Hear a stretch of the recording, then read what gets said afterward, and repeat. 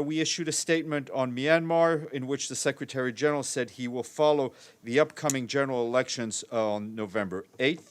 He notes that the holding of peaceful, orderly, and credible elections is an important opportunity to help advance inclusive, sustainable development, humanitarian action, human rights, and democratic reforms, including civilian control over the military.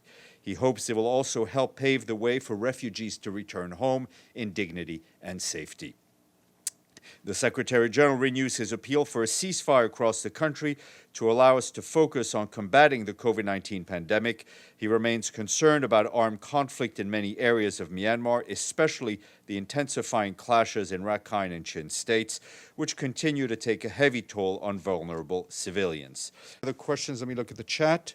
Otherwise, we will go. The Secretary General urges all parties to the armed conflict to respect their obligations under international humanitarian law, to protect civilians, to protect civilian infrastructure. Unimpeded humanitarian access for the United Nations and its partners is crucial. Also at this juncture, a critical juncture for the people of Myanmar, the Secretary General reaffirms the support of the United Nations in their pursuit of lives of dignity and peace. And our guests,